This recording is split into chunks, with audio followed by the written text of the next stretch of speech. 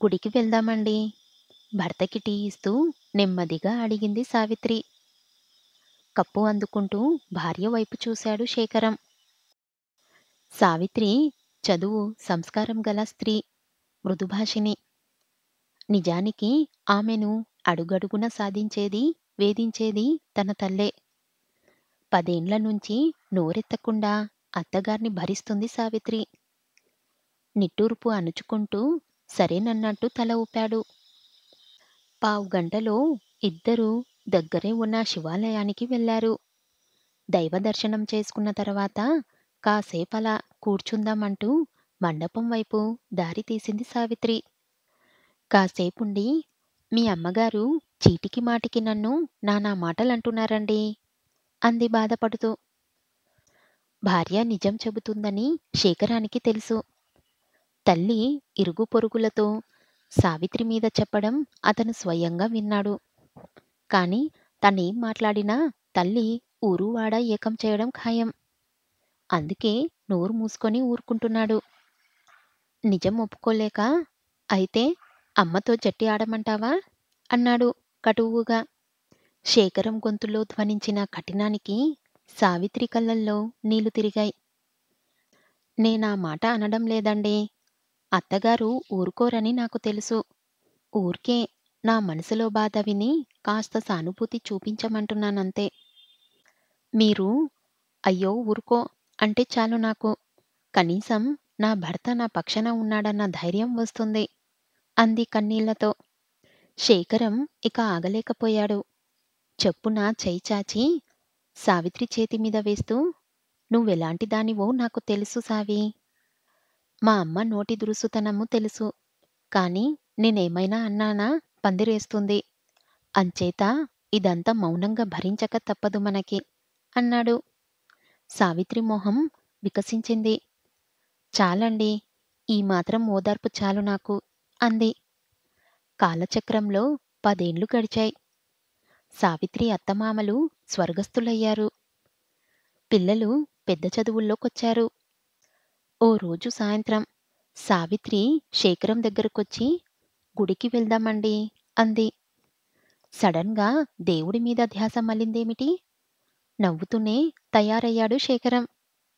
గుళ్ళో దైవదర్శనం చేసుకున్నాక సావిత్రి మండపం వైపు దారి తీస్తూ ఉంటే అప్పుడు గుర్తుకొచ్చింది శేఖరానికి 10 ఏండ్ల కిందటి సంగతి. ఇప్పుడు మాట్లాడుకోవడానికి ఏముంది అనుకుంటూ వచ్చి కూర్చున్నాడు.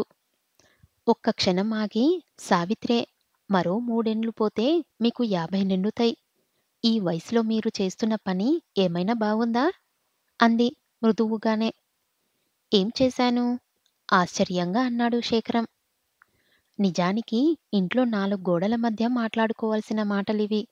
కాని మీకు కోపం వచ్చి గొంతు పెంచుతారేమోనని భయపడి ఇక్కడికొచ్చాను. మన పక్కవాట ఆర్ధోక్తిలో ఆపేసింది సావిత్రి. శేఖరానికి వెంటనే అర్థమైపోయింది. పక్కవాటలో కొత్తగా ఎవరో దిగారు. వాళ్ళ అమ్మాయి వసంతకి 30 దాటాయి. ఏ కారణం చేతనో ఇంకా పెళ్లి కాలేదు. సావిత్రిని అక్కా అంటూ రోజుకి 10 సార్లు తమ ఇంటికి వస్తుంటుంది. శేఖరానికి స్త్రీ లోలత్వం లేకపోయినా బావగారు అంటూ వసంత తన వైపు చూసే చూపుల్లో తేడా అతనికి ఇట్టే తెలిసింది. ఆ వయసులో సరదాగాను అనిపించింది. శేఖరం సరదా పసిగట్టిందేమో. సిగ్గులోల్కబోయడం, చాల్లే బావా అంటూ భుజం మీద ఓ దెబ్బ వెయ్యడం దాకా ఎదిగింది. తమ ప్రవర్తనని మిగతా వాళ్ళు గమనిస్తున్నారన్న స్పృహ ఇద్దరికీ లేకుండా పోయింది. ఇక తను కల్పించుకోకపోతే లాభం లేదని నిశ్చయించుకొని శేఖరాన్ని గుడికి తీసుకొచ్చింది సావిత్రి. భార్య నేరుగా అడక్కపోయినా తన దోషాన్ని ఎత్తి చూపించినట్టే ఫీలయ్యాడు శేఖరం. ఆ పిల్లొచ్చి మీద పడుతూ ఉంటే నన్నేం చెయ్యమంటావ్? అయినా నేనిప్పుడు నిన్నొదిలేసి ఆ పిల్లతో లేచిపోవటం లేదు కదా అన్నాడు కోపంగా. ఆ పిల్లతో లేచిపోతే మాత్రమేనా తప్పు? ఎదిగిన పిల్లల ఎదురుగా సరసాలాడితే తప్పు కాదా? ఇది వాళ్ళ ప్రవర్తన మీద ప్రభావం చూపదా? వాళ్ళు దారి తప్పరా? అప్పుడా పాపం ఎవరిదవుతుంది? ప్రపంచమంతా ఎలా ఉన్నా తల్లిదండ్రి మాత్రం ఎంతో గొప్పగా ఉండాలని ప్రతి పిల్లలు కోరుకుంటారు. వాళ్ళ కళ్ళెదురుగానే చీప్‌గా ప్రవర్తిస్తుంటే వాళ్ళ దృష్టిలో మీ విలువ తగ్గిపోదా? పెళ్లి కాకుండా మిగిలిపోయిన పాపానికి ఆ పిల్ల తొందరపాటుగా ప్రవర్తిస్తే బుద్ధి జ్ఞానమున్న మనిషిగా సరిదిద్దాల్సింది పోయి అవకాశాన్ని దొరకబుచ్చుకోవడం మంచి పనేనా? సావిత్రి స్వరం మృదువుగానే ఉన్నా మాటలు చాలా పదునుగా ధ్వనించాయి. శేఖరం మరింక తలెత్తలేకపోయాడు.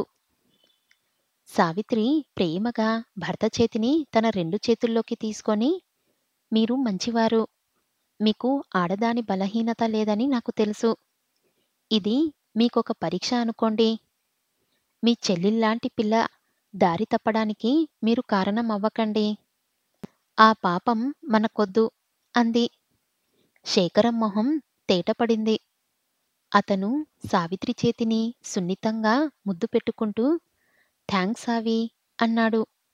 వాళ్ళు ఇల్లు చేరేసరికి సావిత్రి కూతురుతో కబుర్లు చెబుతున్న వసంత వయ్యారంగా లేచి ఎదురొస్తూ బావగారికి ఇవాళ గుడి మీద ధ్యాస మళ్ళిందేమిటి అంటూ నవ్వింది.